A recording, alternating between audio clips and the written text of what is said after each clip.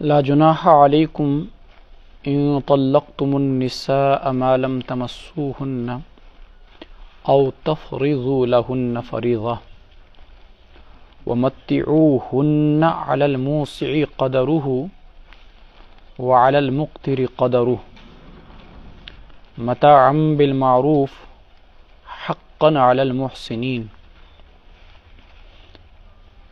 وَإِن طَلَّقْتُمُوهُنَّ مِن قَبْلِ أَن تَمَسُّوهُنَّ وَقَدْ فَرَضْتُمْ لَهُنَّ فَرِيضَةً فَنِصْفُ مَا فَرَضْتُمْ إِلَّا أَن يَعْفُونَ أَوْ يَعْفُوَ الَّذِي بِيَدِهِ عُقْدَةُ النِّكَاحِ وَأَن تَعْفُوا أَقْرَبُ لِلتَّقْوَى وَلَا تَنسَوُا الْفَضْلَ بَيْنَكُمْ إِنَّ اللَّهَ بِمَا تَعْمَلُونَ بَصِيرٌ۔ لا جناح علیکم، کوئی گناہ نہیں تم پر، ان طلقتم النساء، اگر تم عورتوں کو طلاق دو، ان عورتوں کو ما لم تمسوہن، جن کو ابھی چھوا تک نہیں، او تفرضوا لہن فریضہ، یا جن کے لیے مہر متعین نہیں کیا ہے، ومتعوہن، اور ان کو رخصتانہ دے دو، علی الموسع قدرہ، وسعت والے پر اس کی حیثیت کے مطابق، وعلی المقتر قدرہ، اور تنگ دست پر اس کی حیثیت کے مطابق، متاعا بالمعروف، فائدہ پہنچانا ہے بھلے انداز میں، حقا علی المحسنین، اور یہ ضروری ہے نیکوکاروں پر۔ اس آیت میں رب العالمین نے یہ ارشاد فرمایا کہ خدا نہ خواستہ اگر تمہیں کبھی کسی ایسی عورت کو طلاق دینے کی نوبت آ جائے جس عورت کو ابھی تک تم نے چھوا تک نہیں تھا، حالانکہ نکاح ہو چکا تھا، او تفریضوا لہن فریضہ، یا نکاح تو ہو چکا تھا لیکن نکاح کے وقت مہر متعین نہیں کیا تھا، تو ایسی عورتوں کو تم طلاق دے سکتے ہو، لیکن اس صورت میں رب العالمین فرما رہے ہیں کہ تمہیں ان کو حق مہر نہیں دینا ہے بلکہ صرف رخصتانہ دینا ہے۔ آیت کی میں مزید وضاحت کر دوں، آپ کو کھل کر سمجھا دوں کہ مجموعی طور پر طلاق دینے کی دو صورتیں ہو سکتی ہیں۔ ایک، اس عورت کو طلاق دی جائے جس کے لیے حق مہر متعین ہوا تھا، اور یا اس عورت کو طلاق دی جائے جس کے لیے حق مہر متعین نہیں ہوا تھا۔ ہمارے یہاں کشمیر میں بعض لوگ یہ سمجھتے ہیں کہ جب تک حق مہر متعین نہ ہو تب تک نکاح ہی نہیں آئے گا، حالانکہ یہ کوئی ضروری نہیں۔ اگر نکاح کے وقت حق مہر متعین نہ ہو یا نکاح کے وقت حق مہر کا تذکرہ ہی نہ ہو تب بھی نکاح آ جاتا ہے، اور ایسی صورت میں اس عورت کو مہر مثل دیا جاتا ہے، یعنی دیکھا جائے گا کہ اس جیسی لڑکی کے اس کے خاندان کے اندر کتنا حق مہر ہے، ویسا ہی حق مہر اس لڑکی کو بھی دیا جائے گا۔ تو اب مجموعی طور پر یہ چار صورتیں نکلیں گی۔ ایک صورت یہ کہ یا تو نکاح کے وقت حق مہر متعین ہوا تھا یا نکاح کے وقت حق مہر متعین نہیں ہوا تھا، اور پھر لڑکی کو بھی دیکھا جائے گا۔ لڑکی کی بھی دو صورتیں نکلیں گی۔ لڑکی کو جو طلاق دی گئی وہ ہم بستری کے بعد طلاق دی گئی، ملن کے بعد طلاق دی گئی، یا اس سے پہلے طلاق دی گئی۔ جم ژور صورتیں یل تو ذہنس مز تھٲیِو تو مسئلے کو سمجھنا بہت آسان ہو جائے گا، بہت آسان ہو جائے گا۔ طلاق قبل الدخول دی گئی، جماع سے پہلے دی گئی، ہم بستری سے پہلے دی گئی یا ہم بستری کے بعد، اور دوسرا اس چیز کو ہم پیش نظر رکھیں گے حق مہر متعین ہوا تھا یا حق مہر متعین نہیں ہوا تھا، تو ان کے الگ الگ احکامات پھر نکلیں گے۔ ہم قرآن کریم کے حساب سے لے کے چلتے ہیں کہ سب سے پہلے دیکھ لیجئے، اگر ہم بستری ہوئی اور اس کے بعد طلاق واقع ہوئی، ہم بستری کے بعد سال دو سال کے بعد، مہینے دو مہینے کے بعد، یا ایک ہی رات کے بعد، ہم بستری ہونے کے بعد، جماع کے بعد، مباشرت کے بعد طلاق ہوئی، تو اب دو صورتیں ہیں، یا تو اس عورت کا حق مہر متعین تھا یا اس عورت کا حق مہر متعین نہیں تھا۔ اگر اس عورت کا حق مہر متعین تھا تو کوئی مسئلہ نہیں ہے، اس کو جتنا اس کا حق مہر اگر ادا کیا جا چکا ہے تو وہ اسی کا ہے، اور اگر ادا نہیں کیا گیا تھا تو شوہر کو پورا کا پورا حق مہر جو بھی متعین ہوا تھا، مثلا 1 لاکھ، وہ دینا پڑے گا۔ اور اگر حق مہر متعین نہیں ہوا تھا تو اس صورت میں دیکھیں گے ہم اس کے خاندان کی، اس کی کوالٹی کی لڑکی کا کیا حق مہر ہوا کرتا تھا، ویسا ہی حق مہر اس کو دیا جائے گا۔ کوالٹی میں یہ بھی دیکھیں گے کہ دینداری، کوالٹی میں یہ بھی دیکھیں گے تعلیم، کوالٹی میں یہ بھی دیکھیں گے کردار، کوالٹی میں یہ بھی دیکھیں گے حسب و نسب، یہ ساری چیزیں دیکھیں گے کہ اس کے خاندان کی اس جیسی لڑکیوں کا کتنا حق مہر ہوا کرتا تھا، ویسا ہی حق مہر اس کو دیا جائے گا۔ اب آئیے دوسری صورت کی طرف۔ دوسری صورت کیا تھی کہ ہم بستری سے پہلے، جماع سے پہلے، مباشرت سے پہلے طلاق دے دی گئی۔ اگر جماع سے پہلے ادھر نکاح ہوا تھا، دبن رخصتی کرو، آز کرو، پگا کرو، آز کرو، پگا کرو، اد گئی شرط، اد گو وریت، اس سے گئی بار بسن پانوے لڑائی، اد گئی طلاق۔ حالانکہ رخصتی ہوئی نہیں تھی اور ہم بستری کی نوبت آئی نہیں تھی، تنہائی خلوت ہوئی نہیں تھی ان کی آپس میں، تو ایسی صورت کے اندر کیا ہوگا؟ شریعت کہتی ہے اس صورت کے اندر یہاں پر بھی وہی دو سبیلیں نکلیں گی کہ جب لڑکی کو طلاق ہم بستری سے پہلے دے دی جائے تو اس صورت میں دیکھیں گے کہ حق مہر متعین ہوا تھا یا حق مہر متعین نہیں ہوا تھا۔ اگر حق مہر متعین ہوا تھا نکاح کے وقت تو اس صورت کے اندر اس کو نصف حق مہر ملے گا، لڑکی کو نصف حق مہر ملے گا۔ اگر پورا حق مہر دے چکے تھے تو آدھا حق مہر لڑکی واپس کرے گی، اور اگر حق مہر ادا ہی نہیں ہوا تھا تو تب بھی شوہر کو آدھا حق مہر لڑکی کو دینا پڑے گا، اگر ہم بستری سے پہلے ہی طلاق ہو گئی، رخصتی سے پہلے ہی طلاق ہو گئی۔ اور اگر حق مہر ہی متعین نہیں ہوا تھا، صرف نکاح ہوا تھا، نکاح ہو چکا تھا لیکن اس وقت مہر کی بات آئی نہیں، بعد مشویل رخصتی کیسے، لیکن بعد میں رخصتی کی نوبت آئی نہیں، ہم بستری کی نوبت آئی نہیں، جماع کی نوبت آئی نہیں، اس سے پہلے ہی طلاق ہو گئی۔ جب اس سے پہلے طلاق ہو گئی تو قرآن کریم کہتا ہے ایسی صورت میں اس لڑکی کو حق مہر نہیں ملے گا، البتہ اس کو متاع ملے گا۔ اب متاع کسے کہتے ہیں؟ اردو میں اس کو بولتے ہیں رخصتانہ۔ رخصتانہ کا مطلب یہ ہے کہ اس لڑکی کو رخصت کیا جا رہا ہے، طلاق دی جا رہی ہے جماع سے پہلے، ہم بستری سے پہلے ہی، تو ایسی صورت میں اس کو کچھ نہ کچھ تحفہ دیا جائے گا، گفٹ دیا جائے گا، اور یہ گفٹ دینا واجب اور فرض ہے۔ یہ کتنا ہوگا؟ یہ قرآن کہتا ہے علی الموسع قدرہ وعلی المقتر قدرہ، شوہر کی حیثیت دیکھی جائے گی، شوہر مالدار ہے تو اس صورت میں اچھا خاصا ٹھیک ٹھاک حق مہر، ٹھیک ٹھاک گفٹ ہوگا، اور اگر شوہر تنگ دست ہے یا متوسط ہے تو جیسی شوہر کی حیثیت ویسا ہی گفٹ، ویسا ہی متاع، ویسا ہی رخصتانہ بھی ہوگا۔ کم سے کم فقہاء نے لکھا ہے کہ عورت کی حیثیت کے مطابق جیسے عورت کپڑے پہنتی ہے ویسے ہی کم سے کم ایک جوڑا کپڑا دینا تو واجب ہوگا، جس میں مکمل سوٹ ہوگا اور اسی طریقے سے شال وغیرہ یہ چیزیں اس کو ہوں گی، اتنا دینا تو واجب ہوگا۔ باقی نقد انسان گفٹ دینا چاہے، کتنا دینا چاہے، وہ انسان کی اپنی حیثیت کے مطابق ہے۔ روایت میں آتا ہے کہ حضرت حسن بصری رحمۃ اللہ علیہ نے ایک عورت کو طلاق دے دی، ہم بستری سے پہلے طلاق دینے کی نوبت آئی اور انہوں نے اس کو طلاق دی تو اس کو 10,000 درہم دیے تھے، تم چاہے 10-15 لاکھ روپے بنان، اتنا اس کو طلاق سے پہلے، یہ رخصتی سے پہلے جب طلاق واقع ہو گئی تو اس کو متاع دیا تھا، رخصتانہ دیا تھا، گفٹ دیا تھا۔ تو یہ 4 صورتیں آپ یاد رکھیں گے تو مسئلے کو، قرآن کو سمجھنا یاد ہو جائے گا۔ کیا یا حق مہر متعین ہوگا یا حق مہر متعین نہیں ہوگا؟ ہم بستری سے پہلے طلاق ہوئی ہوگی، ہم بستری سے کے بعد طلاق ہوئی ہوگی۔ اگر ہم بستری کے بعد طلاق ہوئے، مسئلہ بالکل ایزی ہے، لڑکی کا حق مہر متعین تھا، سارا اسی کا ہے، اور اگر حق مہر متعین نہیں تھا تو اس جیسی لڑکی کا دیکھیں گے حق مہر معاشرے میں کتنا ہوتا ہے، اتنا حق مہر اس کو دے دیں گے۔ اور اگر ہم بستری سے پہلے طلاق کی نوبت آئی تو پھر وہی 2 آپشن، مہر متعین تھا یا مہر متعین نہیں تھا۔ اگر مہر متعین تھا تو اس صورت کے اندر اس کو نصف حق مہر ملے گا، آدھا اسے شوہر کو واپس کرنا پڑے گا۔ اور اگر مہر ہی متعین نہیں ہوا تھا تو اس صورت میں عورت کو مہر تو نہیں ملے گا، البتہ متاع ملے گا۔ متاع کا مطلب کم سے کم ایک جوڑا اور زیادہ زیادہ شوہر کی حیثیت کے مطابق۔ قرآن کریم نے ان 4 مسائل کو ان 2 آیات کے اندر بیان کیا۔ میں از سر نو دوبارہ ترجمہ کر رہا ہوں۔ لا جناح علیکم، لوگوں تم پر کوئی گناہ نہیں ہے، ان طلقتم النساء، یاد رکھے کہ طلاق دینا قرآن کہہ رہا ہے لیکن طلاق شدید مجبوری کے بغیر دینا جائز نہیں ہے۔ ابغض المباحات عند اللہ الطلاق، جو چیزیں مباح کی گئی اس امت کے لیے اللہ تبارک و تعالیٰ کو ان میں سے سب سے زیادہ جو چیز ناپسندیدہ ہے وہ طلاق ہے۔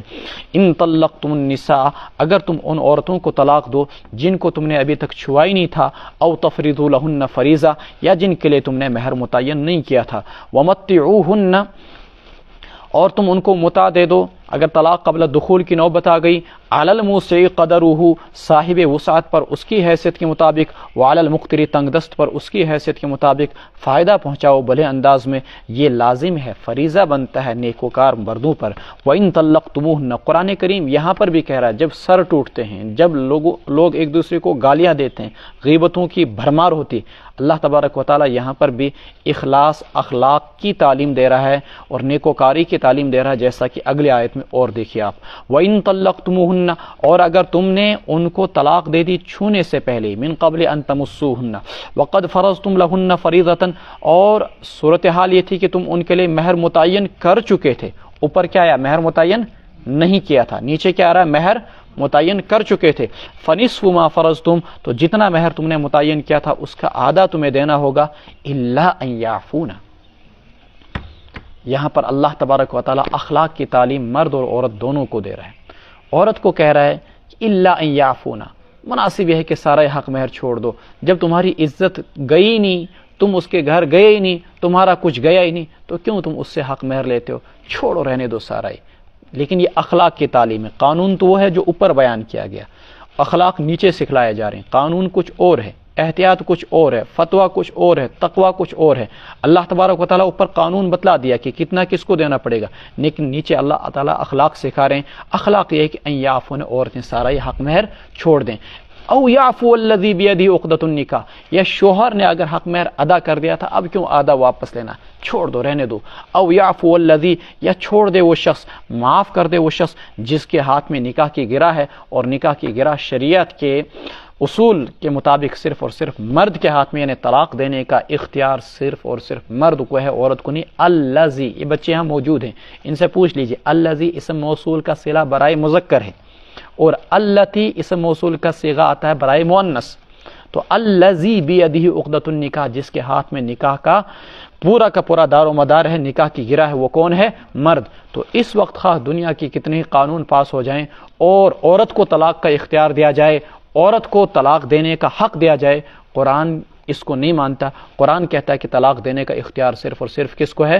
مرد ہی کو ہے۔ ہاں، عورت کیا کر سکتی ہے؟ وہ خلا حاصل کر سکتی ہے کہ مرد کو کسی طریقے سے کچھ لے دے کر راضی کر کے اس سے طلاق حاصل کر لے، جو کہ کل آپ کے سامنے مسئلہ آ گیا تھا۔ وَأَن تَعْفُوا أَقْرَبُ لِلتَّقْوَىٰ، اور یہ کہ تم معاف کر دو یہ تقویٰ کے زیادہ قریب ہیں، یعنی مرد کو کہا جا رہا ہے اگر اس موقع پر بھی جب کہ لوگ ایک دوسرے کا سر توڑتے ہیں، گالیاں دیتے ہیں، عدالتوں کے اور تھانوں کے چکر کاٹتے ہیں، پولیس بلواتے ہیں، اس موقع پر بھی تم کو چاہیے کہ ایک دوسرے کو عفو و درگزر سے کام لو، اور چھوٹی چھوٹی چیزوں پر اب بڑے بڑے جھگڑے نہ بناؤ۔ نہیں ہو سکتا آپس میں نباہ تو بالکل خوش اسلوبی کے ساتھ اپنے راستے جدا کر دو، لیکن لڑائیاں نہیں۔ وَأَن تَعْفُوا أَقْرَبُ لِلتَّقْوَىٰ، یہی تقویٰ کے زیادہ قریب ہے۔ وَلَا تَنْسَوُا الْفَضْلَ بَيْنَكُمْ، اس شدید جنگ کے عالم میں بھی قرآن کہہ رہا ہے آپس میں ایک دوسرے پر احسان کرنا نہ بھولو۔ وَلَا تَنْسَوُا الْفَضْلَ بَيْنَكُمْ، جدا ہو رہے ہو تو رہتی دنیا تک اس عورت پر جو تمہیں چھوڑ کر جا رہی ہے، تمہاری سخاوت کا، تمہاری داد و دہش کا، تمہاری عنایتوں کا سکہ اس کے دل پہ جمع رہنا چاہیے۔ چھوڑ دو سارا مہر، اور عورت سارا مہر چھوڑ دے تو ساری زندگی مرد جو ہے زیر بار احسان رہے گا کہ میں نے کیسی عظمت والی عورت کو چھوڑ دیا تھا۔ وَلَا تَنْسَوُا الْفَضْلَ بَيْنَكُمْ، آپس میں ایک دوسرے پر احسان کرنا نہ بھولو۔ إِنَّ اللَّهَ بِمَا تَعْمَلُونَ بَصِيرٌ، جو کچھ تم کرتے ہو اللہ اسے دیکھ رہے ہیں۔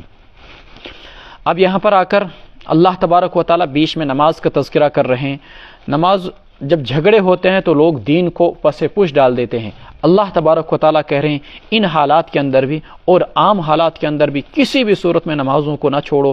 حافظوا علی الصلاوات، نمازوں کی پابندی کرو، والصلاۃ الوسطیٰ، اور خاص طور پر بیچ کی نماز کی، وقوموا للہ قانتین، اور کھڑے ہو جاؤ اللہ تبارک و تعالیٰ کے سامنے عاجزی کے ساتھ، خاموشی کے ساتھ۔ یہاں پر صلاۃ وسطیٰ سے کون سی نماز مراد ہے؟ تو صلاۃ وسطیٰ سے مراد احادیث میں آتا ہے، اللہ کے رسول علیہ الصلوۃ والسلام نے فرمایا الصلاۃ الوسطیٰ ہی صلاۃ العصر، یہ عصر کی نماز ہے، اس سے پہلے بھی 2 نمازیں اور اس کے بعد بھی 2 نمازیں۔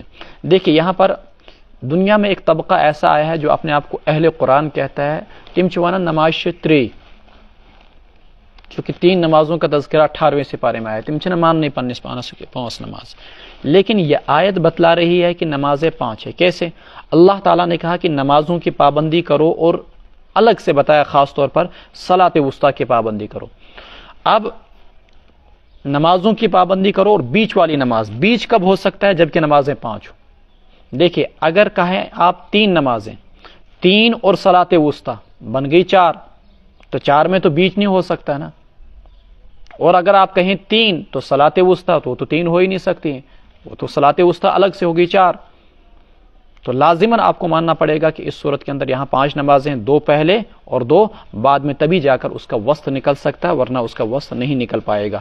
حافظوا علی الصلوات والصلاۃ الوسطیٰ، عصر کی نماز کی خاص طور پر تاکید کیوں کی گئی ہے؟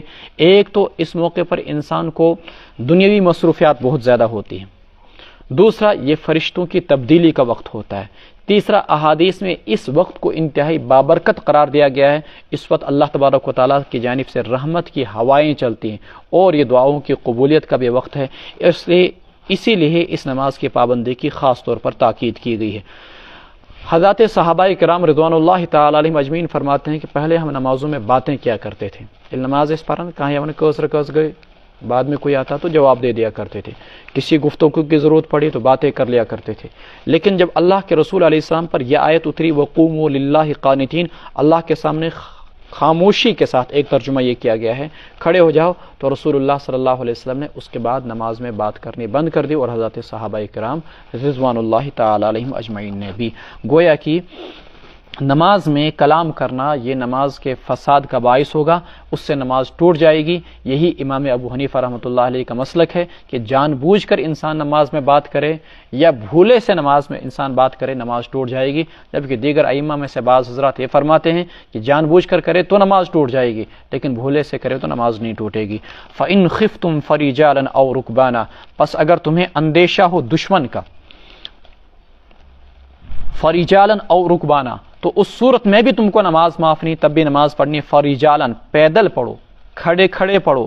امام بخاری نے ترجمہ کیا سرعانن، دوڑتے ہوئے پڑھو، اور رکبانن، یا سوار ہو کر جانور پر پڑھو، اور اس صورت میں تم کو قبلے کی سمت کرنا کوئی ضروری نہیں ہوگا، جیسا کہ کل بھائی عبدالرشید نے سوال کیا تھا کہ جہاز میں کیسے نماز پڑھیں گے، تو مسئلہ یہ ہے کہ جہاز میں ہو آپ یا کسی بھی ایسی جگہ ہو جہاں آپ زمین پہ اتر نہیں سکتے ہو اور آپ قبلے کا رخ بھی نہیں کر سکتے ہو، تو جدھر آپ کا منہ ہے ادھری کے لیے نماز پڑھو۔ مثلا جیل میں پھنس گئے اور آپ میں زنجیروں میں بندھے ہو تو وہیں پر نماز پڑھ لو، آپ جدھر آپ کا رخ ہے اسی طریقے سے، جدھر بھی آپ کا رخ ہے ادھری کے لیے رخ کر کے نماز پڑھ لو۔ فَإِنْ خِفْتُمْ فَرِجَالًا أَوْ رُكْبَانًا، اور بہتر یہ ہے کہ جہاں پر آپ نماز صحیح طریقے سے ادا نہ کر پائیں، بلکہ آپ نے گویا کہ ایک قسم کی بیماروں کی طرح نماز ادا کی، رکوع پورا نہیں کیا، سجدہ پورا نہیں کیا، تو فقہاء نے لکھا ہے کہ احتیاط یہ ہے کہ اس نماز کے بعد میں پھر اعادہ بھی کر لیا جائے جب آپ صحیح حالت پر آ جائیں۔ تو یہاں پر بھی آپ عین میدان جنگ میں ہیں، قرآن کہہ رہا ہے کہ یہاں پر بھی آپ نماز مت چھوڑیے، چلتے چلتے آپ کو پڑھنی، کھڑے کھڑے پڑھ لو،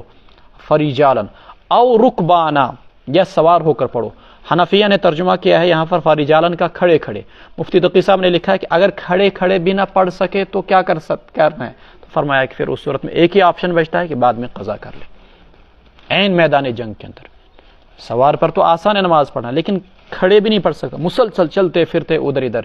بعض علماء نے ترجمہ یہ کیا کہ چلتے چلتے نماز پڑھ لے، لیکن فقہاء حنفیہ نے کہا نہیں، کھڑے کھڑے پڑھ لے، بیٹھ نہیں سکتا ہے، سوار پر نہیں ہے، دشمن سامنے، کھڑے کھڑے اشاروں سے نماز پڑھ لے، کافی ہی اتنا ہی۔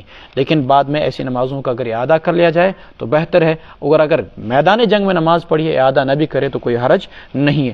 فَإِذَا أَمِنْتُمْ، بس جب تم اطمینان کی حالت میں آ گئے اب اور دشمن کا دباؤ ہٹ گیا، فَاذْكُرُوا اللَّهَ، تو اب تم کو سوار ہو کر فرض نماز نہیں پڑھنی ہے، اب زمین پر اتر کر باضابطہ قیام، رکوع، سجدہ کرنا ہوگا۔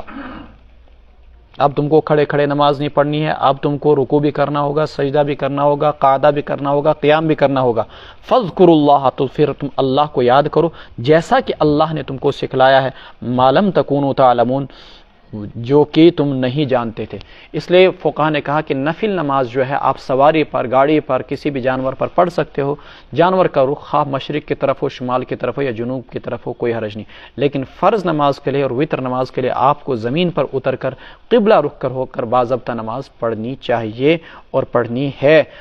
نہ فرض نماز آپ کو کسی بھی سواری پر اس طریقے سے نہیں آئے گی جہاں آپ نیچے اتر سکتے تھے، مثلا اپنی گاڑی ہے یا کوئی دوسری گاڑی ہے لیکن آپ نیچے اتر سکتے تھے، لیکن پھر بھی آپ جان بوجھ کر گاڑی میں ہی نماز پڑھتے ہیں تو وہ نماز آپ کی نہیں آئے گی۔ فرض نماز کے لیے باضابطہ رکوع اور سجدہ کرنا ہوگا اگر انسان رکوع اور سجدے پر قادر ہو تو۔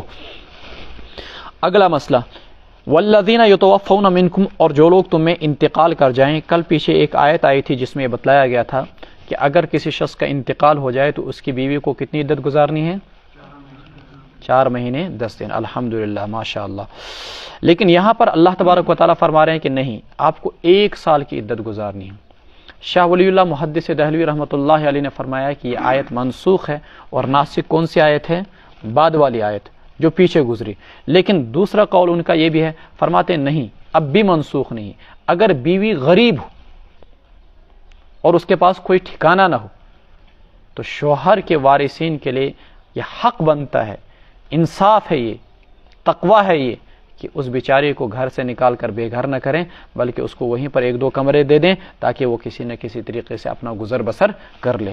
والذین یتوفون منکم، اور جو لوگ تم میں سے انتقال کر جائیں، ویذرون ازواجا، اور وہ بیویوں کو چھوڑ جائیں، وصیۃ لازواجہم، تو ایسے شوہروں کے لیے لازم ہے کہ وہ وصیت کر جائیں اپنی بیویوں کے لیے متاعا، خرچ کی، الی الحول، 1 سال تک، غیر اخراج، نکالے بغیر، یعنی 1 سال تک ان کو گھر میں رکھا جائے اور ان کو 1 سال تک ان کے اخراجات اٹھائے جائیں۔ یہ پہلے تھا، لیکن بعد میں جب 4 ماہ 10 دن کی آیت اتری تو اب لازمی اور فرض حکم وہی ہے کہ 4 مہینے 10 دن تک عورت کو اسی گھر میں رہنا اور شوہر کی وراثت میں سے باضابطہ طور پر اس کا خرچہ چلے گا۔ فَإِنْ خَرَجْنَ فَلَا جُنَاحَ عَلَيْكُمْ، پس اگر وہ نکل جائیں، فَلَا جُنَاحَ عَلَيْكُمْ، تو تب تم پر کوئی حرج نہیں ہے، عدت کے بعد وہ چلی جائیں تو اب تم پر کوئی حرج نہیں ہے، فِيمَا فَعَلْنَ فِي أَنفُسِهِنَّ مِن مَعْرُوف، اس کارروائی کے سلسلے میں جو کچھ بھی وہ کریں نئے نکاح کے بارے میں بھلے انداز میں۔ یہاں پر ایک مسئلہ آیا چند سال پہلے، ظالم معاشرہ ہمارا یہ ہے کہ اگر جوان لڑکے کا انتقال ہو جاتا ہے اور گھر میں جوان بہو ہے اور اس کی اولاد ہے تو عموماً ساس اور سسر اس کو چھوڑتے نہیں، پھر اب اس کی ایج 30 سال ہے، 35 سال ہے، اس کو نیا نکاح نہیں کرنے دیں گے۔ وہ 30 سال 40 سال 50 سال ایسی رگڑتی رہے گی، تڑپتی رہے گی، اسی طریقے سے بیچاری وہ زندگی گزارے گی اور اپنی جوانی اپنے 2 بچوں کی پرورش کے پیچھے اور اپنے ساس اور سسر کی خدمت کے پیچھے تباہ کر دے گی، ضائع کر دے گی۔ مسئلہ یہ ہے کہ عورت نے کہا کہ مجھے چھپ کر نیا نکاح کرنے کی اجازت دی جائے، کیوں؟ میرے شوہر کو 14 سال انتقال ہو چکے ہیں، میرے ساس اور سسر مجھے نکاح کرنے نہیں دیتے ہیں، میرے بچے 10 12 سال کے ہیں، لیکن میری جوانی میری زندگی تباہ و برباد ہو رہی، اگر مجھے نئے نکاح کی اجازت نہ دی جائے تو میں زنا اور بدکاری کے اندر مشغول ہو جاؤں گی۔ قرآن نے ایسے ظالم معاشرے کے لیے یہ بات فرمائی کہ اگر یہ عورتیں اپنا نکاح کرنا چاہتی ہیں تو تم کو کیا پرابلم؟ فَإِنْ خَرَجْنَ فَلَا جُنَاحَ عَلَيْكُمْ فِي مَا فَعَلْنَ، اگر وہ نکل جائیں فَلَا جُنَاحَ عَلَيْكُمْ، تو تمہیں کوئی حرج محسوس نہیں ہونا چاہیے جو کچھ بھی وہ اپنی ذات کے سلسلے میں، یعنی نئے نکاح کے سلسلے میں کچھ بھی کارروائی کریں، لیکن بھلے انداز میں، چوری چھپے نہیں۔ واللہ عزیز حکیم، اللہ تبارک و تعالی غالب ہیں، حکمت والے ہیں۔ وَلِلْمُطَلَّقَاتِ مَتَاعٌ بِالْمَعْرُوفِ، اور طلاق شدہ عورتوں کے لیے رخصتانہ ہے بھلے انداز کے اندر، جس کی تفصیلات اوپر آ گئی۔ اس میں سے ایک عورت کو رخصتانہ دینا تو واجب ہے، وہ کون سی عورت؟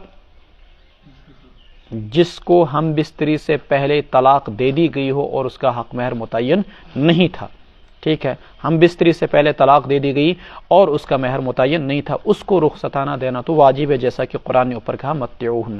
اس کے علاوہ جس بھی قسم کی جو مطلقائیں آئی تھی تو جن تینوں کا تذکرہ اوپر آ گیا، ان کو دینا رخصتانہ جو ہے وہ مستحب ہے۔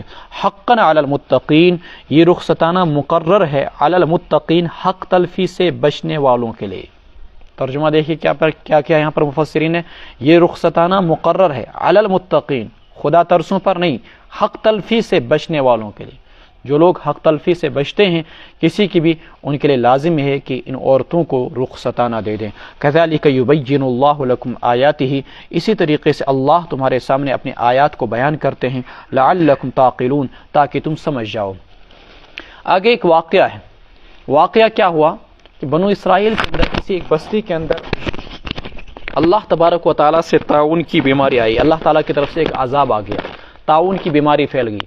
طاعون کی ایک بیماری وائرس کی طرح ہوا کرتی تھی، یہاں پر ایک گلٹی نکلا کرتی تھی بغل کے اندر، اور اس کے اندر انسان آنن فانن کچھ ہی لمحات کے اندر انتقال کر جاتا تھا۔ لوگ جب وہاں پر طاعون کی بیماری پھیلی تو لوگ وہاں سے نکل کر دور بھاگ گئے، ایک ایسے میدان میں پہنچے جو دونوں پہاڑوں کے درمیان واقع تھا، اور ایک وادی میں پہنچے اور سب وہیں پر قیام پذیر ہو گئے۔ اللہ تعالیٰ نے کہا اچھا تم موت سے بھاگ گئے۔ اللہ تبارک و تعالیٰ نے تقریباً وہ 10,000 لوگ تھے، سب پر ایک ساتھ موت کو طاری کر دیا اور سب کے سب دنیا سے رخصت ہو گئے۔ زمانہ گزر گیا، ان کا گوشت سڑ گل گیا اور وہاں پر ہڈیاں رہ گئیں۔ آس پاس جو بستیاں تھیں انہوں نے دیکھا کہ بھئی اتنے ہزاروں لوگوں کو دفن کرنا ناممکن ہے، تو انہوں نے ایک حظیرہ بنایا، ایک باڑ بنائی، چاروں جانب سے اس میدان کو ایک دیوار دی اور اس کو قبرستان قرار دیا کہ اتنے سارے لوگوں کو دفن کرنا ناممکن ہے۔ طویل عرصے کے بعد حضرت حزقیل علیہ السلام وہاں سے گزرے تو انہوں نے پوچھا رب العالمین یہ کیا معاملہ؟ تو کہا یہ موت سے بھاگے تھے۔ تو انہوں نے دعا کی کہ اللہ ان سب کو تو دوبارہ زندہ کر دے۔ اللہ رب العزت نے حضرت حزقیل علیہ السلام کی دعا کے برکت سے سب کو دوبارہ زندہ کیا۔ قرآن کریم نے اس واقعے کو یہاں پر بیان کر کے یہ کہنا چاہا کہ موت سے فرار ممکن نہیں، اس لیے اس امت کے لیے حکم ہے کہ اگر کہیں پر کوئی وبائی بیماری پھوٹ جائے کسی شہر کے اندر تو نہ تم وہاں سے باہر نکلو کہ وبائی بیماری وائرس لے کر وہاں سے کسی دوسری جگہ چلے جاؤ، اور جو لوگ اس بستی میں نہیں ہیں ان کے لیے حکم ہے کہ اس بستی کے اندر داخل مت ہو۔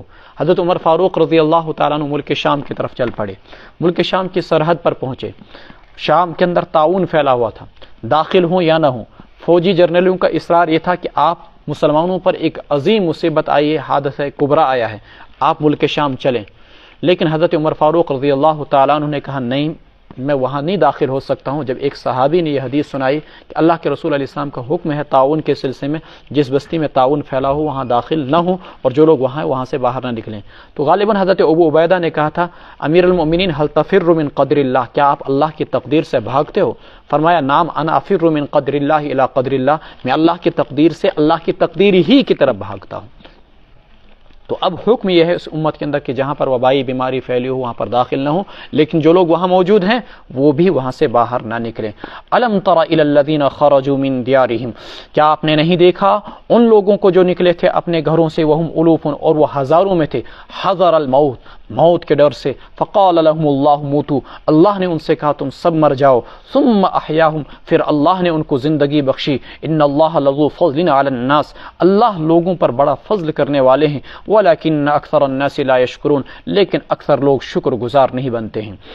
یہ جو بنو اسرائیل موت سے ڈرتے بہت زیادہ تھے، ان کی بستیوں پر، ان کے شہروں پر عمالقہ نے قبضہ کر لیا تھا، جیسا کہ اگلے واقعات میں آ رہا ہے، اور یہ جہاد کرنے کے لیے کسی بھی صورت میں آمادہ نہیں تھے، حالانکہ اللہ تعالیٰ نے بار بار ان سے نصرت کا وعدہ فرمایا۔ یہ واقعات اللہ تبارک و تعالیٰ اس لیے ظاہر کر رہے تھے کہ موت و حیات میرے ہاتھ میں ہے، تم موت سے فرار اختیار کرو تو تب بھی تم کو موت آئے گی، جہاں تمہارے مقدر میں موت لکھی ہوگی وہیں پر موت آئے گی۔ اینما تکونوا یدرککم الموت ولو کنتم فی بروج مشیدہ، خواہ مضبوط و محفوظ قلعوں کے اندر ہی کیوں نہ ہو تم۔ وقاتلوا فی سبیل اللہ، اللہ کی راہ میں جہاد کرو، وَاعْلَمُوا، جان جاؤ کہ اللہ سننے والے اور جاننے والے ہیں۔ اب جب جہاد کرو گے یقیناً پھر مال کی بھی ضرورت پڑے گی۔ مَنْ ذَا الَّذِي يُقْرِضُ اللَّهَ، کون ہے جو اللہ کو قرض بہترین قرض، فَيُضَاعِفَ لَهُ أَضْعَافًا كَثِيرًا، اللہ تبارک و تعالیٰ اس کو کئی گنا بڑھا کر دے۔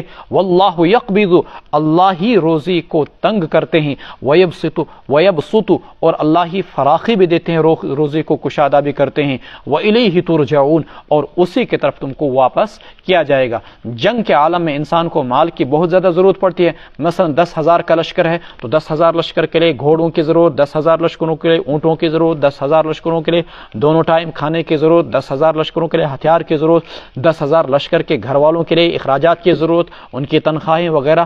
اس لیے بیچ میں یہ آیت آئی کہ مسلمانوں تم راہ خدا کے اندر اپنا مال خوب خرچ کرو، اور اللہ تم کو اس کا عوض کئی گنا بڑھا کر دے گا، دنیا کے اندر بھی اور آخرت میں بھی۔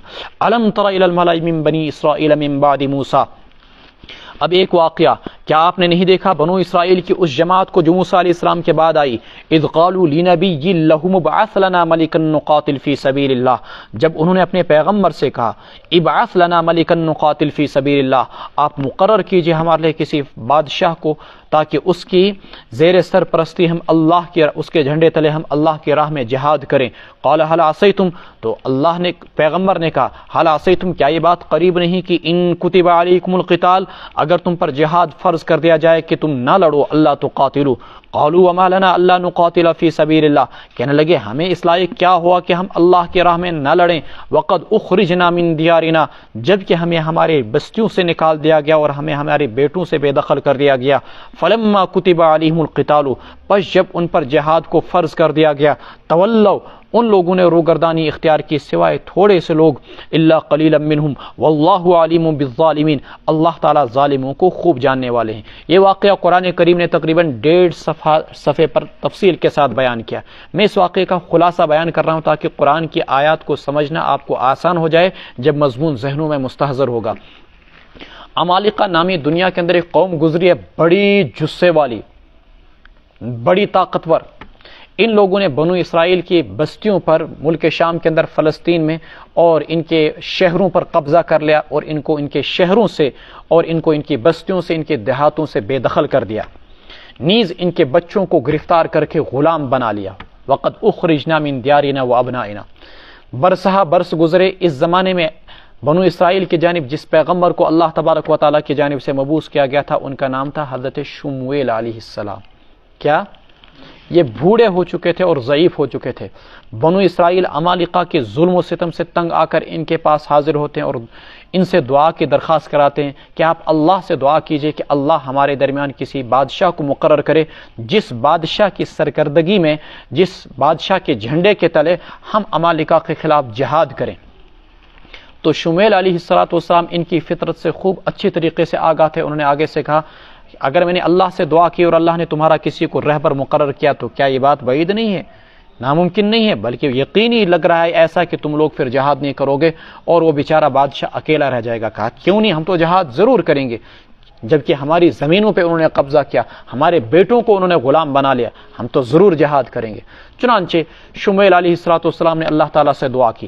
اللہ تبارک و تعالیٰ نے ایک فرد کو جو کہ چرواہا تھا لیکن بہترین نشانہ باز اور بہترین عالم اور بہترین جسم و جثے والا، نام ان کا طالوت تھا، ان کو بطور بادشاہ کے مقرر کیا۔ اب یہ بطور بادشاہ کے جب مقرر ہو گئے تو بنو اسرائیل نے اس پر اعتراض کیا۔ غالباً ایک فرقے کا نام یہودا تھا اور دوسرے فرقے کا نام کچھ دراوردی تھا۔ یہاں پر ہوتا یہ تھا کہ مذہبی بادشاہ تھے، مذہبی جتنی بھی چیزیں تھیں وہ یہودا خاندان کے اندر رہتی تھی، اور وہ دراوردی یا اسی قسم کا کچھ نام تھا جو مجھے صحیح سے ذہن میں مستحضر نہیں ہے، اس خاندان کے اندر بادشاہت رہتی تھی۔ اب جب طالوت کو جو کہ ایک چرواہا تھا اور شاہی خاندان کا فرد نہیں تھا اس کو بادشاہ مقرر کیا گیا، بنو اسرائیل کو اس پر شدید اعتراض کہ ان کو بادشاہ کیوں مقرر کیا گیا، نہ یہ شاہی خاندان سے تعلق رکھتے نہ ان کے پاس مال و دولت۔ وہ سمجھتے تھے کہ بادشاہ وہی ہو سکتا جو شاہی خاندان سے ہو، بادشاہ وہی ہو سکتا جس کے پاس پیسہ ہو، دولت ہو۔ اس پر اللہ تبارک و تعالیٰ نے جواب دیا، پیغمبر نے جواب دیا کہ اللہ نے ان کو چنا ہے اس وجہ سے کہ بادشاہت کے لیے دو چیزوں کی شرط ہے، ایک ہے کہ علم اور نالج ہو، معلومات ہو، اور انسان کے پاس صلاحیت ہو اور اہلیت ہو، دوسرا یہ کہ انسان کے پاس جسم بھی ایسا ہو جو روبدار ہو۔ وہیں اگر قیوم بادشاہ بنائیں تو یہ وزیر اعظم تو مز ڈائریکٹ میں کھوچس کا عبد القیوم کہتے ہیں سونو بچور میں سونے ساتھ لڑکے چھو، اس کو کوئی بادشاہ بنا دے کون مانے گا، چھوٹے سے قد کا کوئی مانے گا نہیں۔ فرماتے ہیں جسم و جثہ بھی ہونا چاہیے، دنیا کے جب دو بادشاہ ملتے ہیں، آپ نے دیکھا ہوگا عالمی کانفرنسوں کے اندر، جن ملکوں کے بادشاہ چھوٹے چھوٹے ہوتے ہیں اور جن ملکوں کے بادشاہ لمبے تڑنگے ہوتے ہیں، ایسا لگتا ہے جیسے یہ اسٹوڈنٹ اور وہ ٹیچر ہو، گویا کہ وہ چھوٹے قد کا بادشاہ اپنے ملک کی بدنامی کا باعث بن جاتا ہے۔ قرآن کریم نے کہا کہ بادشاہ ایسا ہونا چاہیے زادہ بسطۃ فی العلم والجسم، جسم کے لحاظ سے بھی کچھ ہونا چاہیے اور علم کے لحاظ سے بھی، یعنی انتظامی اہلیت بھی ہونی چاہیے، صلاحیت بھی ہونی چاہیے۔ قرآن کریم نے ان دو چیزوں کو یہاں پر بیان کیا۔ پھر اللہ تبارک و تعالیٰ نے وَإِنِّي عَلَيْهِ لَقَوِيٌّ امین کے تحت حضرت یوسف علیہ السلام کا واقعہ بیان کیا۔ 19ویں سپارے کے اندر آصف بن برخیہ کا واقعہ بیان کیا۔ یہ وہاں پر دو لفظ کسی بھی ذمہ داری کے لیے اللہ تعالیٰ نے بتائے کہ کسی کو بھی کسی عہدے پر، کسی پوسٹ پر فائز کرنا ہے، کسی کو بھی ملازم رکھنا ہے، کسی بھی پوسٹ پر، ڈی سی کی پوسٹ ہو، تحصیلدار کی پوسٹ ہو، چیف سیکرٹری کی پوسٹ ہو، یا اوپر سے لے کر نیچے تک گورنر کی پوسٹ ہو، یا کسی چپراسی کی پوسٹ، دیکھیے کہ اس کو اس کام کی صلاحیت ہے یا نہیں، قوی طاقت ہے یا نہیں، امین وہ اس کام میں امانت دار ہے یا نہیں۔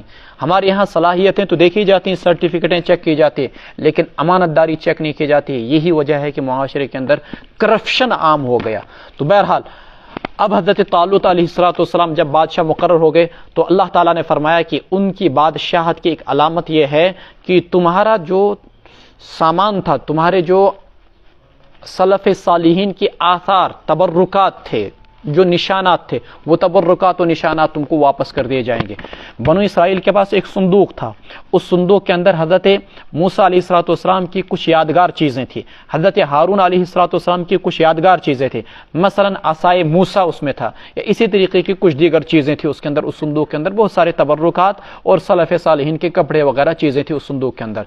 یہ جس بھی جنگ میں جاتے تو یہ اس صندوق کو ساتھ لے کے جاتے۔ اس صندوق کی برکت سے اللہ تبارک و تعالیٰ بنو اسرائیل کو فتح سے نوازتے۔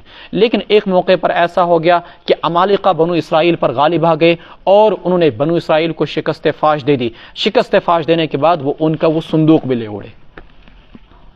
تو فرمایا اللہ تبارک و تعالیٰ نے کہ طالوت کی بادشاہت کی علامت یہ ہے کہ آٹومیٹکلی تمہارا وہ صندوق تم کو واپس مل جائے گا۔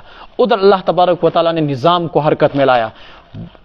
عمالقہ جس بھی بستی میں اس شہر اس صندوق کو رکھتے وہاں پر بیماری پھوٹ پڑتی، جس بھی گھر میں رکھتے وہاں پر لوگ مرنے شروع ہو جاتے، جس بھی علاقے میں لے جاتے وہاں پر وبائیں پھوٹ پڑتی۔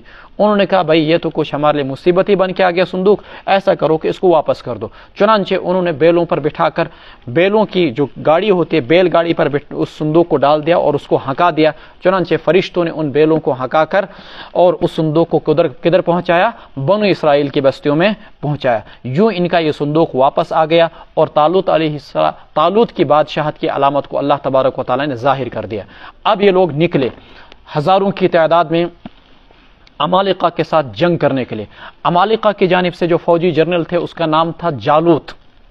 عمالقہ کی جانب سے فوجی جنرل کا نام جالوت تھا اور ادھر سے حضرت طالوت تھے۔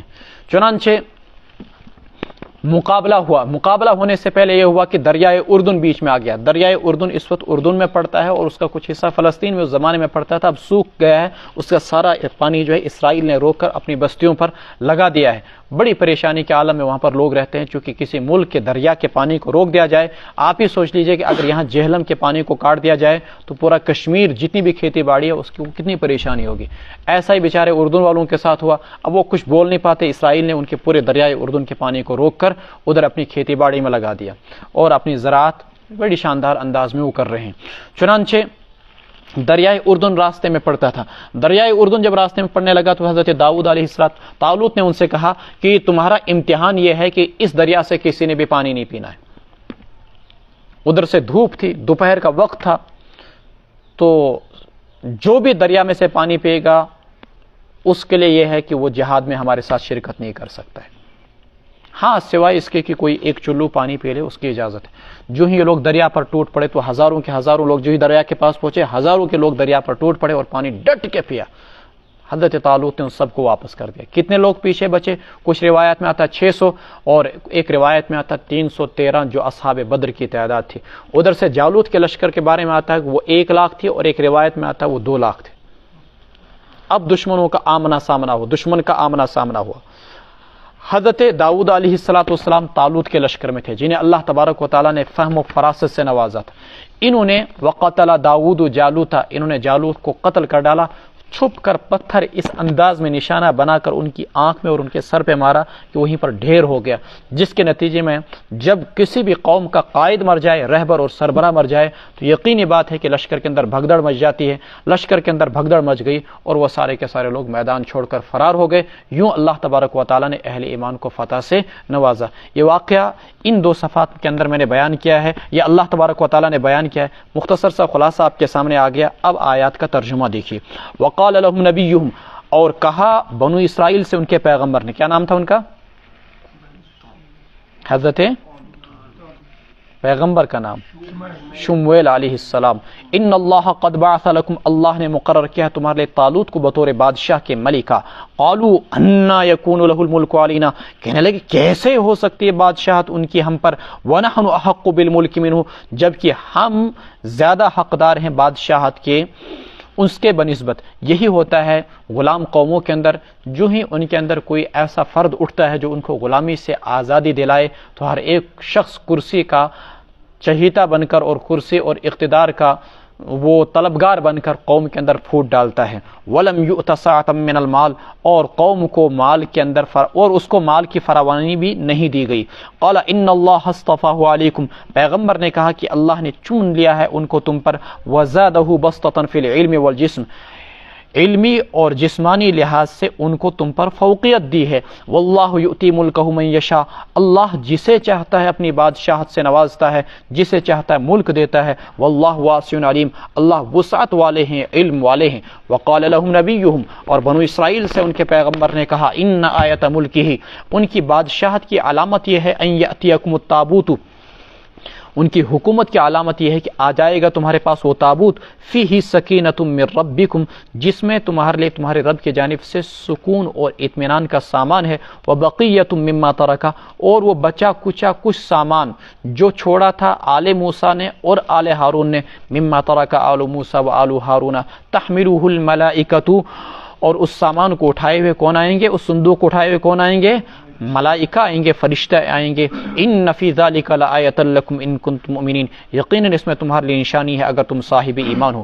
فلما فصل طالوت بالجنود، پس جب طالوت لشکر کو لے کر جدا ہوئے اپنے علاقے سے چل پڑے، قال ان اللہ مبتلیکم بنہر، تو طالوت نے کہا کہ اللہ تم کو آزمانے والے ہیں ایک دریا کے ذریعے سے۔ فمن شرب منہ فلیس منی، جو اس دریا میں سے پانی پیے گا فلیس منی، وہ مجھ سے نہیں۔ ومن لم یطعمہ، اور جو نہیں پیے گا فانہ منی، تو وہ مجھ سے ہے، الا من اغترف غرفۃ بیدہ، مگر یہ کہ کوئی ایک چلو لے لے اپنے ہاتھ سے۔ فشربوا منہ، پس ان لوگوں نے پی لیا اس سے پانی، ڈٹ کر جی بھر کر، سوائے تھوڑے سے لوگوں میں سے، الا قلیلا منہم، مگر سوائے تھوڑے سے لوگوں نے ان میں سے۔ فلما جاوزہ ہوا، پس جب کراس کیا انہوں نے اس دریا کو، جاوزہ کراس کیا اس دریا کو، ہوا کس نے؟ طالوت نے، والذین آمنوا معه، اور ان لوگوں نے جنہوں نے ان کے ساتھ ایمان لایا تھا۔ قالوا لا طاقت لنا اليوم بجالوت وجنودہ، تو کہا انہوں نے آج ہمارا کوئی مقابلہ نہیں ہو سکتا جالوت کے ساتھ اور اس کے لشکروں کے ساتھ، یعنی پہلے ہی ہمت ہار بیٹھے۔ حالانکہ نصف جنگ یہ ہوتی ہے کہ انسان پہلے نفسانی لحاظ سے غالب آ جائے دشمن پر، ہمت انسان نہ ہارے۔ قال الذین یظنون انہم ملاقو اللہ، کہا ان لوگوں نے جنہیں یقین تھا کہ انہیں اللہ سے جا ملنا ہے، کم من فئۃ قلیلۃ غلبت فئۃ کثیرۃ باذن اللہ، کتنی چھوٹے چھوٹے گروہ ایسے گزرے ہیں، غلبت فئۃ کثیرۃ باذن اللہ، جو بڑے بڑے گروہوں پر غالب آ گئے ہیں اللہ کے حکم سے۔ واللہ مع الصابرین، اور اللہ ڈٹ جانے والوں کے ساتھ ہیں، استقامت اختیار کرنے والوں کے ساتھ ہے، صبر اختیار کرنے والوں کے ساتھ ہے۔ ولما برزوا لجالوت، اور جب سامنا کیا انہوں نے جالوت کا اور اس کے لشکر کا، قالو، تو اہل ایمان یوں دعا کرنے لگے، ربنا افرغ علینا صبرا، اے اللہ ہم پر صبر کو بہا دے، یعنی ہم پر صبر کا فیضان فرما، وثبت اقدامنا، ہمارے قدموں کو تو جما دے دشمن کے مقابلے میں، وانصرنا، اور ہماری مدد فرما، علی القوم الکافرین، کافر لوگوں کے خلاف۔ فہزموہم باذن اللہ، سو شکست دے دی انہوں نے ان کو اللہ کے حکم سے۔ کنہوں نے؟ جالوت کو شکست دے دی داؤد علیہ السلام نے اور طالوت نے اللہ کے حکم سے۔ اب اس کے بعد یہ ہوا کہ طالوت کی بیٹی کے ساتھ حضرت داؤد علیہ السلام کا نکاح ہو گیا۔ کن کی؟ طالوت کی بیٹی کے ساتھ حضرت داؤد علیہ السلام کا نکاح ہو گیا، یوں اللہ تعالیٰ نے حضرت داؤد علیہ السلام کے اندر نبوت اور بادشاہت دونوں کو جمع کیا، نبوت بھی اور بادشاہت بھی۔ فہزموہم بإذن اللہ وقتل داؤد جالوت، اور داؤد نے جالوت کو قتل کر ڈالا۔ یہاں پر اگر کسی نے غلطی سے بھی نماز میں پڑھ لیا وقتل داؤد جالوت تو نماز فاسد ہو جائے گی، کیونکہ اس صورت میں ترجمہ ہوگا کہ جالوت ہی نے داؤد کو قتل کیا تھا، حالانکہ داؤد نے جالوت کو قتل کیا تھا۔ وَآتَاهُ اللَّهُ الْمُلْكَ وَالْحِكْمَةَ وَعَلَّمَهُ مِمَّا يَشَاءُ، اور اللہ نے ان کو حکومت، حکمت و دانائی، عقل اور دانش دی تھی۔ وَعَلَّمَهُ، اور اللہ نے ان کو وہ چیزیں سکھلائی تھی جو کچھ اللہ نے چاہا۔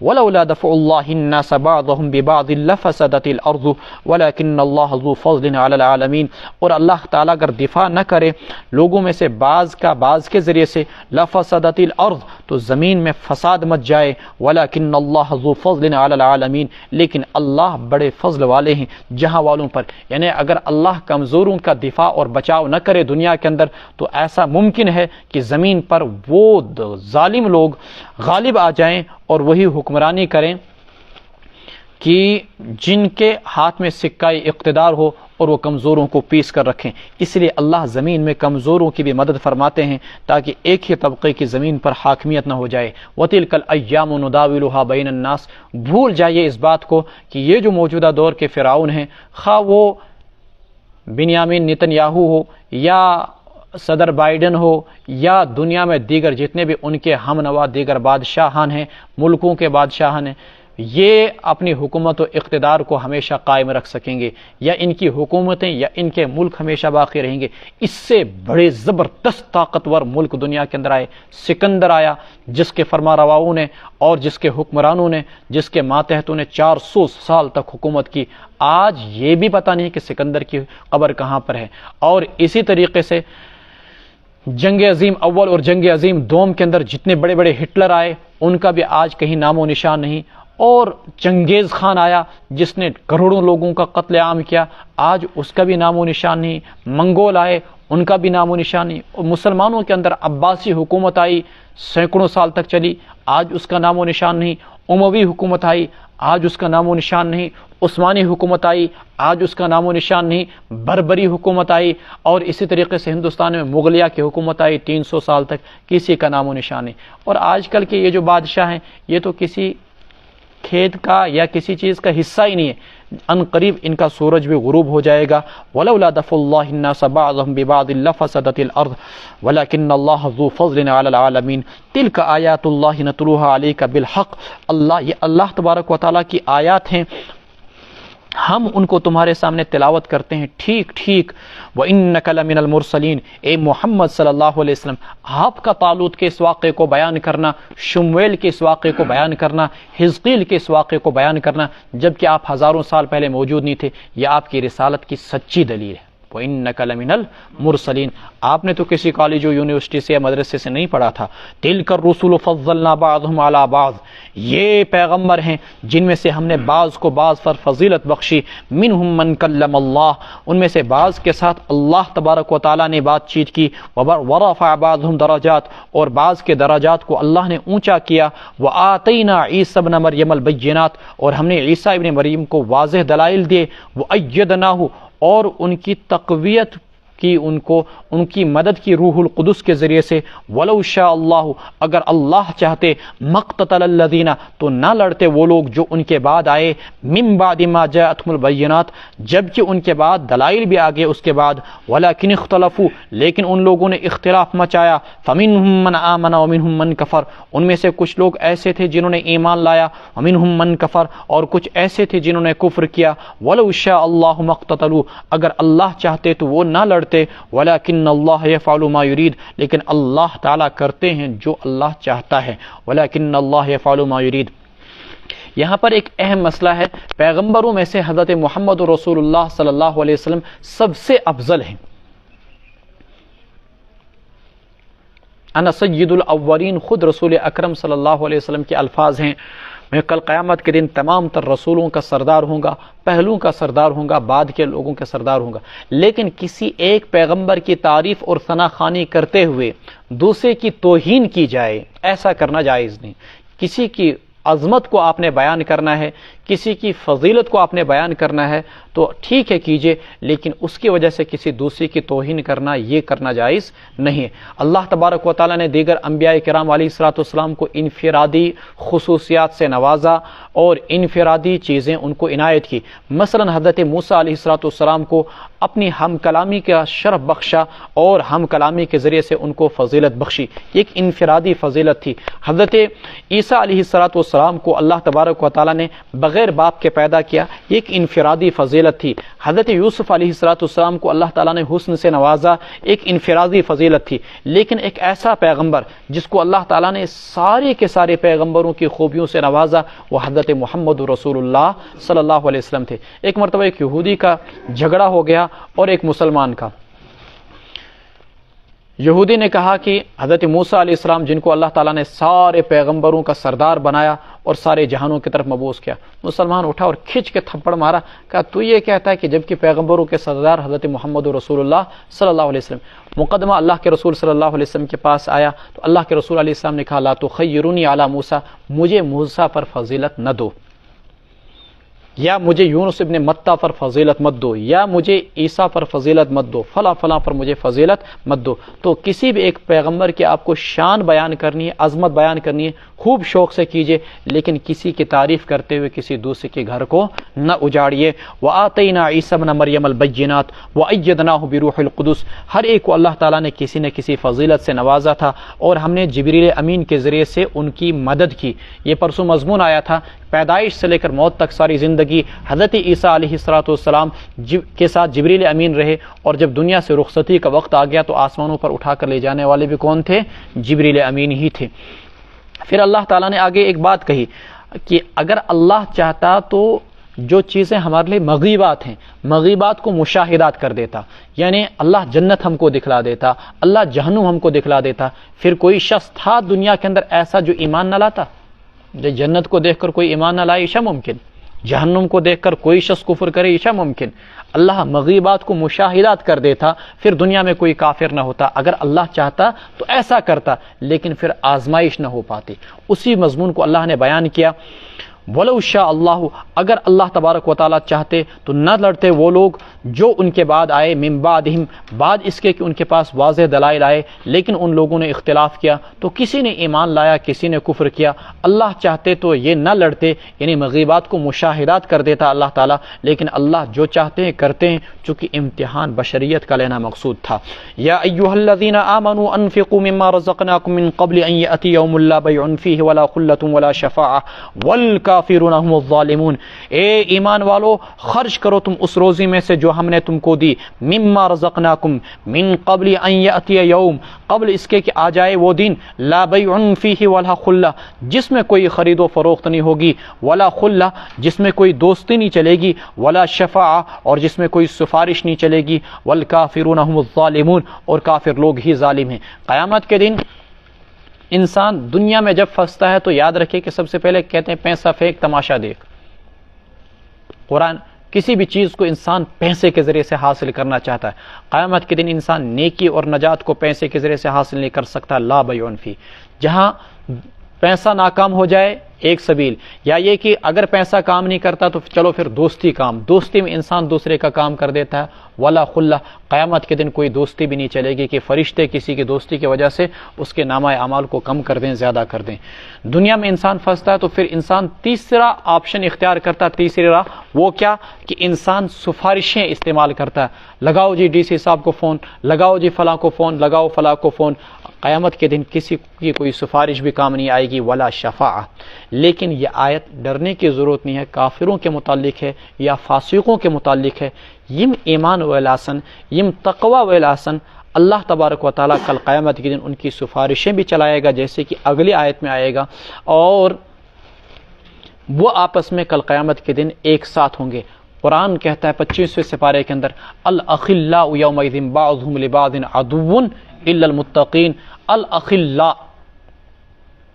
دوست، بعضهم لبعض عدو، بعض کے دشمن ہوں گے قیامت کے دن، الا المتقین سوائے کن کے؟ متقیوں کے۔ کہ متقی کل قیامت کے دن ایک دوسرے کے دشمن نہیں ہوں گے، متقی کل قیامت کے دن بھی ایک دوسرے کے دوست ہوں گے۔ اللہم اجعلنا منہم، اللہ تعالی ہم کو بھی انہی میں شامل فرمائے۔ تو انفقوا مما رزقناکم، یہ بات کیوں کہی کہ خرچ کرو اس روزی میں سے جو تم نے ہم کو دیا ہے؟ یہاں سورہ بقرہ کے ابتدائی 5 صفحات کے اندر، جو کہ اگلے صفحے سے اب مضمون شروع ہوگا، اگلے 2 صفحے کے بعد رکوع نمبر 3 سے، اللہ تعالیٰ نے جس جامع انداز میں انفاق فی سبیل اللہ کے مضمون کو بیان کیا، اتنا جامع انداز میں پورے قرآن میں کہیں پر بھی انفاق فی سبیل اللہ کے مضمون کو بیان نہیں کیا گیا ہے۔ اس لیے تمہید یہاں پر بانی گئی کہ اللہ کے غضب اور قہر سے بچانے والی سب سے زیادہ چیز جو ہے وہ اللہ کے راستے میں صدقہ کرنا ہے۔ یہی چیز دنیا میں بھی بلاؤں سے بچاتی ہے، اور یہی چیز قیامت کے دن بھی اللہ کے غضب سے بچائے گی۔ یعنی اشیاء کی علم مصیبت آئے تو صدقہ کرو، ٹھیک ہے، صدقے سے دنیائی بلائیں ٹلتی ہیں، لیکن یہ آیت بتا رہی ہے کہ صدقے سے صرف دنیائی بلائیں نہیں ٹلتی ہیں بلکہ آخرت کی بلائیں بھی ٹلتی ہیں۔ اللہ لا الہ الا ہو الحی القیوم، اللہ نہیں ہے کوئی معبود مگر صرف وہی، الحی القیوم، جو زندہ و جاوید ہے، القیوم نظام کائنات کو تھامنے والا ہے، لا تأخذہ سنۃ ولا نوم، نہ تو اسے اونگ آ سکتی ہے اور نہیں نیند، لہ ما فی السماوات و ما فی الارض، اسی کا ہے جو کچھ آسمانوں میں ہے اور جو کچھ زمین میں ہے، من ذا الذی یشفع عندہ، کون ہے جو سفارش کر سکے اللہ کے پاس مگر اللہ ہی کی مرضی سے، یعلم ما بین ایدیہم وما خلفہم، اللہ جانتا ہے جو کچھ ان کے سامنے ہے اور جو کچھ ان کے پیچھے ہے، ولا یحیطون بشیء من علمہ، اور وہ اللہ کے علم میں سے کسی بھی چیز کو دائرہ احاطے میں نہیں لا سکتے ہیں، الا بما شاء، مگر جتنا اللہ چاہے اتنا علم کسی کو دے دے، وسع کرسیہ السماوات والارض، اللہ کی کرسی وسیع ہے آسمانوں کو بھی اور زمین کو بھی، ولا یؤودہ حفظہما، اور نہیں اللہ تبارک و تعالیٰ پر گھرا ہوتا ہے ان دونوں کی حفاظت کرنا، وہو العلی العظیم، وہی بلند و بالا ہے، العظیم عظمتوں والا ہے۔ حضرت ابی بن کعب رضی اللہ تعالیٰ عنہ سے اللہ کے رسول علیہ الصلوۃ والسلام نے پوچھا کہ قرآن کی سب سے بڑی آیت کون سی ہے؟ حضرت ابی نے کہا یا رسول اللہ آیت الکرسی۔ فرمایا ہنیئا لک العلم، تمہیں علم مبارک ہو۔ اب ابی بن کعب نے کیسے یہ پہچانا کہ قرآن کی سب سے عظیم ترین آیت آیت الکرسی ہے، حالانکہ 2-3 لائنوں کے اندر ہے؟ تو ابن تیمیہ رحمۃ اللہ علیہ فرماتے ہیں کہ میں نے غور کیا کہ قرآن کی جس آیت میں جتنے اللہ تبارک و تعالیٰ کے صفاتی نام موجود ہوں وہ آیت اتنی ہی زیادہ عظمتوں والی ہوتی ہے۔ سورہ حشر کے آخر میں دیکھ لیجیے آپ، هو اللہ الذی لا الہ الا هو عالم الغیب والشہادہ هو الرحمن الرحیم، هو اللہ الذی لا الہ الا هو الملک القدوس السلام المؤمن المہیمن العزیز الجبار البارئ المتکبر، کیا ہے؟ الخالق لہ الملک هو اللہ۔ اچھا بہرحال جتنی بھی اس کے اندر صفات بیان کی گئی ہیں، اس آیت کے پڑھنے کے فوائد بیان کیے گئے، جو انسان صبح پڑھے گا تو شام تک 70,000 فرشتے اس کی حفاظت کریں گے، شام کو پڑھے گا تو صبح تک 70,000 فرشتے اس کی حفاظت کریں گے، چونکہ اللہ تبارک و تعالیٰ کی صفات ہے۔ یہ آیت مز کریو تو غور، اللہ تبارک و تعالیٰ کا تذکرہ اس میں 13 بار آتا ہے۔ اللہ ایک، لا الہ الا ہوا ضمیر راجع اللہ کی طرف 2، الحی 3، القیوم 4، لا تأخذہ ہو ضمیر اللہ کی طرف راجع 5، لہو اللہ ہی کا ہے 6، ما فی السماوات و ما فی الارض، من ذا الذی یشفع عندہ 7، الا باذنہ اللہ کی اجازت سے، کتنا آ گیا 8، یعلم وہ جانتا ہے، کتنا آ گیا 9، ولا یحیطون بشیء من علمہ 10، الا بما شاء مگر جتنا اللہ چاہے، کتنا آ گیا 11، وسع کرسیہ 12، ولا یؤودہ 13، وہو 14، العلی 15، العظیم 16 بار اس میں اللہ تبارک و تعالیٰ کا نام آتا ہے تقریباً۔ اور صرف صفات کو دیکھ لیا جائے، الحی وہ جو زندہ و جاوید ہے، الحی کا مطلب آتا ہے الذی لا یموت ابدا، جو کبھی بھی نہیں مرے گا، زندہ و جاوید، زندہ جاوید ہمیشہ، جاوید کے مناتے ہیں ہمیشہ، جو ہمیشہ زندہ رہے گا، الحی القیوم نظام کائنات کو تھامنے والا، چلانے والا۔ غزوہ بدر میں ایک صحابی فرماتے ہیں میں نے اللہ کے رسول علیہ الصلوۃ والسلام کو دیکھا کہ آپ اپنے خیمے میں تھے، میں نے جہاں کے دیکھا کہ اللہ کے رسول کیا دعا کر رہے ہیں تو الفاظ زبان پر یہ تھے، یا حی یا قیوم برحمتک استغیث۔ اس لیے ان الفاظ کو اسم اعظم میں بھی شمار کیا گیا ہے کہ وہ الفاظ جن کے ذریعے سے دعا کبھی مسترد نہیں ہوتی۔ جب انسان ان الفاظ سے دعا کرے، یا حی یا قیوم، اے وہ ذات جو ہمیشہ زندہ رہے گی، جو پورے کائنات کے نظام کو چلانے والی ہے، جو پوری کائنات کا ایڈمنسٹریٹر ہے، القیوم لا تأخذہ سنۃ ولا نوم۔ پھر انسانی ذہن میں یہ بات آ سکتی ہے، چھوٹے ذہن کے اندر، چونکہ ہمارے عقلیں چھوٹی ہے، بھئی اللہ تھکتا نہیں ہے، اس کو نیند نہیں آتی ہے، کیا وہ آرام نہیں کرتا، کیا وہ ریسٹ نہیں کرتا ہے، کیا اس کو اونگ نہیں آتی؟ اللہ نے کہا یہ ساری کے ساری چیزیں بندوں کی صفات ہیں۔ اللہ تبارک و تعالی نیند سے صاف، اللہ تبارک و تعالی اونگ سے منزہ، لا تأخذہ سنۃ ولا نوم، نہ اسے اونگ آ سکتی ہے ولا نوم۔ لہو ما فی السماوات وما فی الارض، یہ کائنات، یہ چاند، یہ ستارے، یہ زمین، یہ پہاڑ، یہ چاند، یہ سورج، سارا کا سارا کس کا؟ اللہ ہی کا ہے۔ لہو ما فی السماوات وما فی الارض، اللہ کی ایک اور صفت، اللہ تبارک و تعالیٰ کی ایک اور خوبی، من ذا الذی یشفع عندہ الا باذنہ، کون ہے جو اللہ تبارک و تعالیٰ کے سامنے سفارش کرے؟ اس کی حاکمیت ایسی کہ کسی کو اس کے سامنے لب ہلانے کی اجازت نہیں، منہ کھولنے کی اجازت نہیں۔ ہاں الا باذنہ ہی، اللہ تبارک و تعالیٰ کے سامنے سفارش ہو سکتی ہے، ولا یشفعون الا لمن ارتضی، مگر جس کے لیے اللہ راضی ہو، اور سفارش کرنے والا بھی سفارش کرنے کی اس کے اندر اہلیت ہونی چاہیے۔ مثلا نبی ہو، صدیق ہو، شہداء ہو، صالح ہو، نیک انسان ہو، متقی ہو، تو وہ اللہ کی اجازت کے بعد مستحق لوگوں کے لیے سفارش کر سکتے ہیں، اور اس کے لیے پہلی شرط ہے کہ ان اللہ لا یغفر ان یشرک بہ، کہ مشرک کے لیے کوئی سفارش کسی پیغمبر کی ولی کی نہیں ہو سکتی۔ تو ان کا ہمسایہ ایسے ہی ہند، اور تو یسو کی پگہ قیامت دو کر بتے اس کے سفارش میں ان دوست نہیں، کوئی سفارش نہیں۔ سفارش جو ہوگی، خواہ تمہارا باپ ہو کوئی کیوں نہ ہو، اگر وہ غیر مسلم ہے تو اس کے لیے سفارش نہیں ہوگی۔ سفارش کی پہلی اہلیت کی شرط یہ ہے کہ صاحب ایمان ہو، شرک کرنے والا نہ ہو۔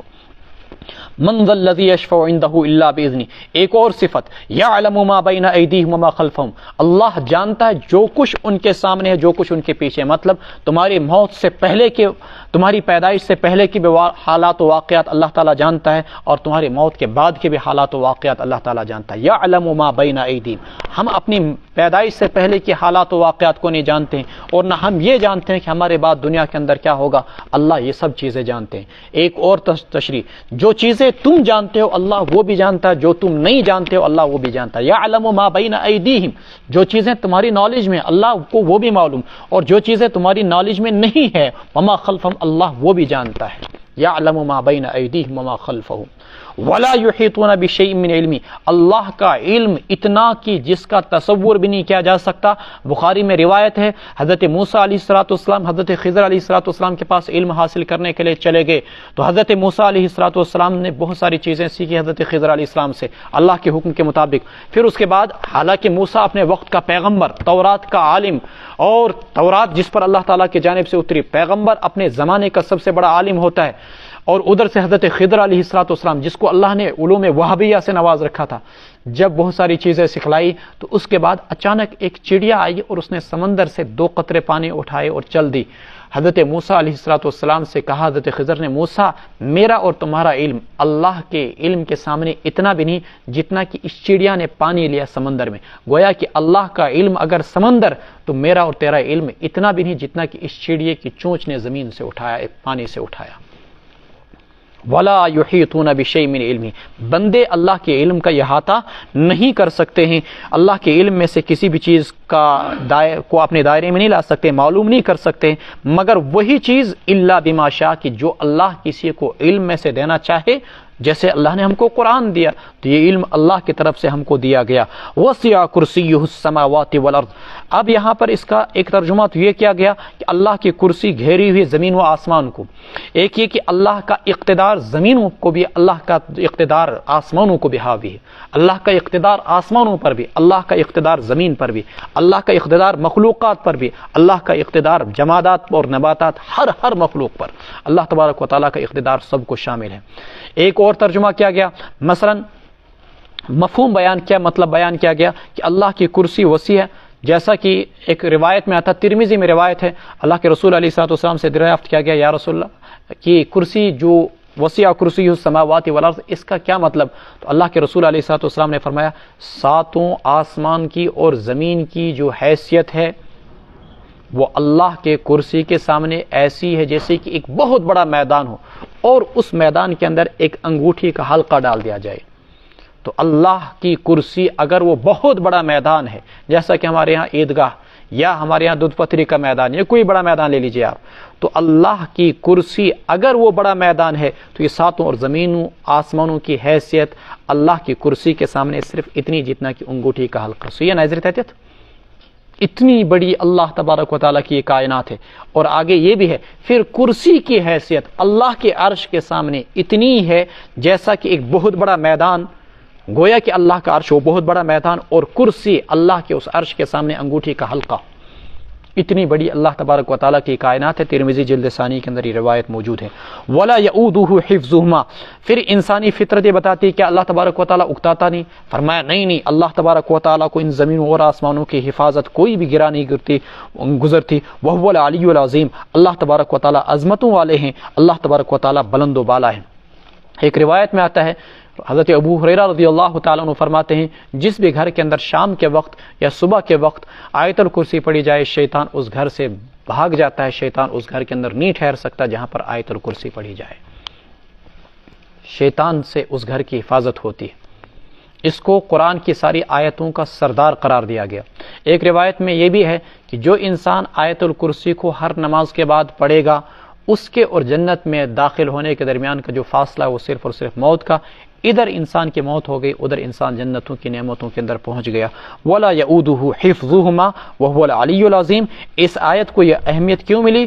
آپ کے سامنے مضمون آ گیا کہ اس میں اللہ تبارک و تعالیٰ کی عظمتوں کا کثرت کے ساتھ تذکرہ کیا گیا ہے۔ وہو العلی العظیم، لا اکراہ فی الدین، دین کے معاملے میں کوئی زبردستی نہیں۔ قد تبین الرشد من الغی، ہدایت گمراہی کے مقابلے میں واضح ہو چکی ہے۔ فمن یکفر بالطاغوت، سو جو بھی شخص طاغوت کا انکار کرے، ویؤمن باللہ، اور اللہ کی ذات پر ایمان رکھے، فقد استمسک، اس نے تھام لیا، بالعروۃ الوثقی، مضبوط ڈوری کو، لا انفصام لہا، جو ٹوٹنے والی نہیں، واللہ سمیع علیم، اللہ سننے والے ہیں، اللہ جاننے والے ہیں۔ دیکھیے یہاں پر دو پہلو ہوتے ہیں، ایک یہ کہ ایک شخص نے اسلام قبول کیا ہی نہیں تو اس کے لیے یہ حکم ہے کہ اس کو زبردستی دین کے اندر داخل نہیں کیا جائے گا۔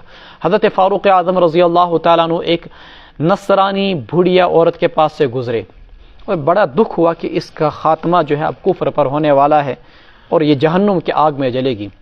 حضرت فاروق اعظم رضی اللہ تعالیٰ عنہ نے اس سے درخواست کی کہ بوڑھی اماں مسلمان بن جاؤ، کلمہ پڑھ لو، دوزخ کے آگ سے بچ جاؤ گے۔ اس نے کہا کہ کیا اب مرتے وقت میں اپنے آبائی دین کو چھوڑوں گی؟ حضرت عمر فاروق رضی اللہ تعالیٰ عنہ وہاں سے یہ کہتے ہوئے اور اس آیت کی تلاوت کرتے ہوئے نکل گئے، لا اکراہ فی الدین، دین کے معاملے میں کوئی زبردستی نہیں۔ تصور کیجئے کہ مکہ مکرمہ کے اندر گنے چنے چند مسلمان ہیں اور مشرکین ہزاروں میں ہیں، کیا اسلام تلوار کے زور سے پھیلا؟ لا اکراہ فی الدین قد تبین الرشد من الغی، ہدایت کی راہیں جدا اور گمراہی کے راہیں جدا۔ اللہ تبارک و تعالیٰ نے سب کے سامنے ساری کے ساری راہیں واضح کر دی ہیں، جو چاہے تو گمراہی کے راہ پر چلے، لیکن جب کسی انسان یا ہدایت کی راہ پر چلے، اب اس کے بعد جب اسلام قبول کر لیا، مسلمان بن گئے، اب اسلام کی اس عمارت میں تم داخل ہو گئے، اب اس محل کے اندر داخل ہونے کے بعد تمہیں یہاں کے احکامات کو فالو کرنا ہوگا۔ ون چلنے اتت مرضی تن من مانی کہتی، پنی مرضی چلنا، من مانی نہیں چلے گی، اب اسلام کے سارے احکامات کو ماننا ہوگا۔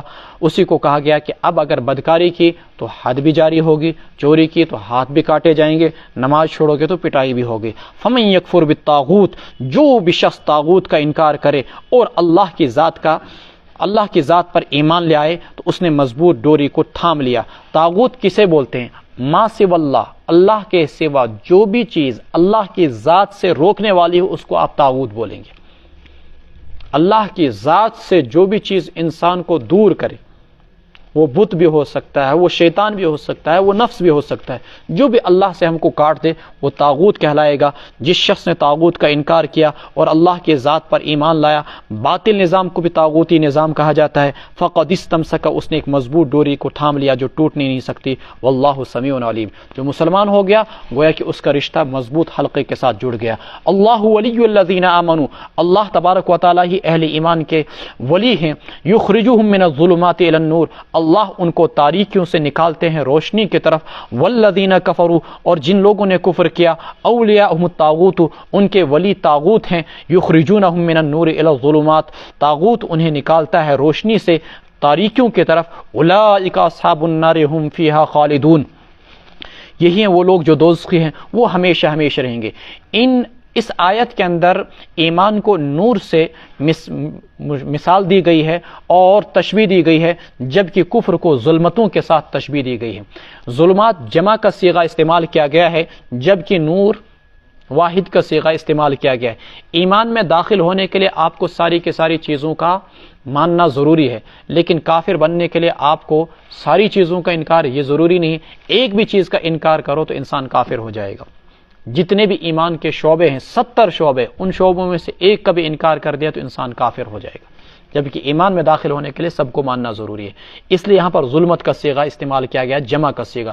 دھیان رکھیں، مثلا کفر کا دروازہ یہ بھی ہے کہ انسان نے اللہ کی ذات کا انکار کیا، کفر کا دروازہ یہ بھی ہے کہ اللہ کی ذات کو تو مانا لیکن اللہ کے ساتھ کسی کو شریک ٹھہرایا، اور کفر کا دروازہ یہ بھی ہے کہ انسان نے اللہ کی ذات کو مانا، اللہ کے ساتھ کسی کو شریک تو نہیں ٹھہرایا، لیکن اللہ کی صفات میں کسی کو شریک ٹھہرایا، کسی کو عالم الغیب مان دیا، اور اسی طریقے سے اللہ تعالیٰ کی جو دیگر صفات ہیں، رزاق، قہار، خالق وغیرہ وغیرہ، اللہ تعالیٰ کی صفات میں کسی کو شریک ٹھہرایا۔